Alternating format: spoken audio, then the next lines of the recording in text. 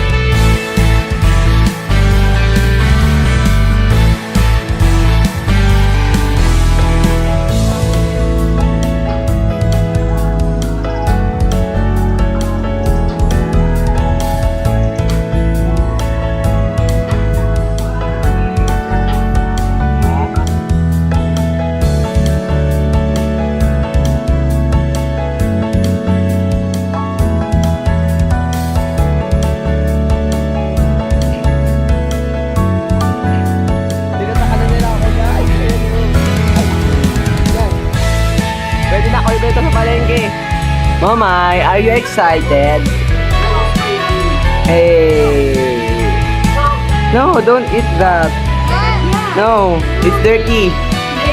Baka manunok mo pa yan.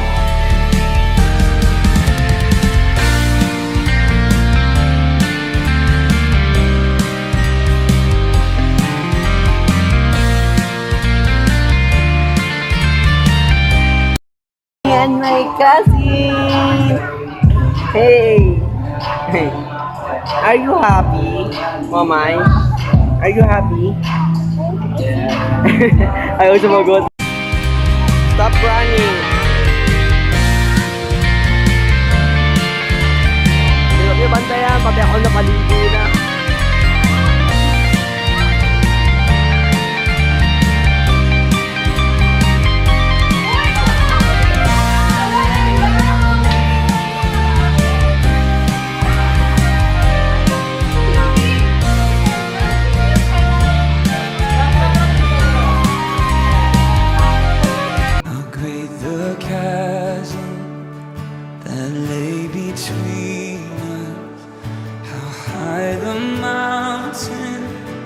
I could not climb.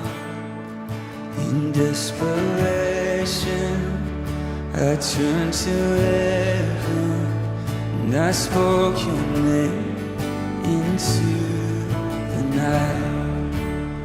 Then through the darkness, your loving kindness tore through the shadows of my soul. The work is finished, the end is written. Jesus Christ, my living. Amen. Who could imagine so great a mercy? What I could fathom, such boundless grace. The God of ages stepped down from glory to wear my sin and bear my. Sing of the cross tonight. The cross has spoken and I am forgiven. The King of Kings calls me his own. Beautiful Savior, I'm yours forever. Oh Jesus Christ, my living. Sing hallelujah, hallelujah. Praise the one who set me free. Hallelujah. Death has lost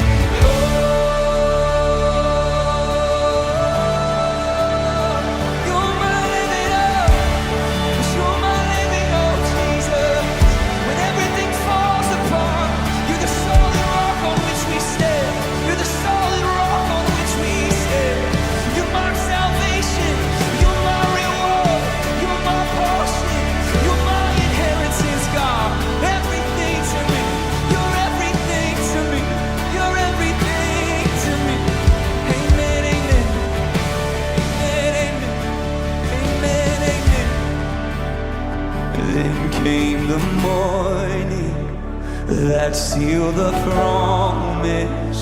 Your buried body began to. And I love the silence, the roaring lion declared the grave has no claim. Come on! Came the morning that sealed the promise. Your buried body, it began to break. And out of the silence, the roaring lion declared the grave has no claim on me. Jesus, yours is the victory. Come on, and hallelujah, praise the Lord, set me free. Hallelujah, death has lost its grip on me. You have broken every chain. There's Jesus Christ. Come on, lift it up. He deserves it tonight. He deserves it. And hallelujah, praise the Lord.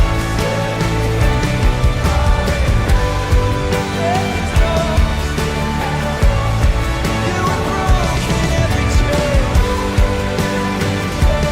Let's have this in your name. Jesus Christ, you're my living hope.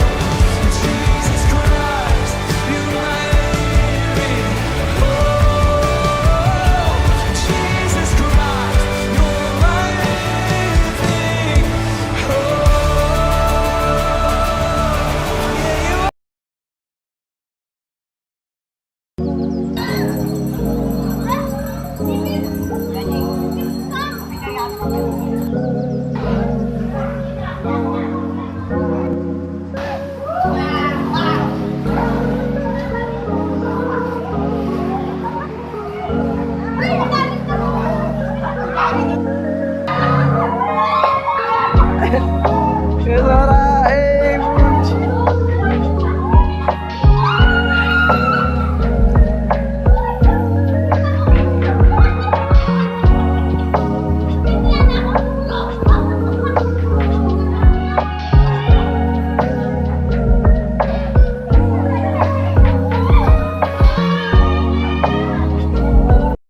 And hello guys, so yun na nga, tapos na akong pagganap dito sa water baptism. So nandito na ako sa church namin and dito sa may kusina. So hindi pa siya totally tapos but I'm hoping na dumating din yung pagkakataon na muli ulit ma-start yung tuloy yung pagpapagawa nito sa awan ni God.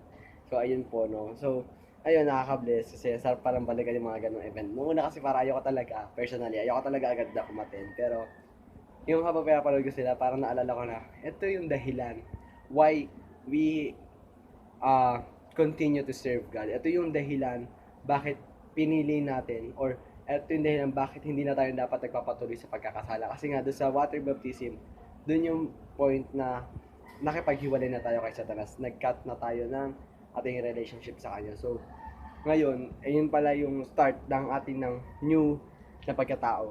Kaya parang na-realize ko na, oo nga, maganda pala na kahit tapos na ako sa ganitong klaseng kaganapan sa buhay ko, maganda pa rin pala, masarap sa feeling na i-witness yung mga bagong binabautis mo kasi nakaka-touch, habang nilulubog sila sa tubig, nakaka-touch talaga kasi grabe yung pagkilos ni God, hindi na sa buhay ko, hindi sa buhay ng lahat na membro sa simbahan ng Rise of Church of Jesus Christ.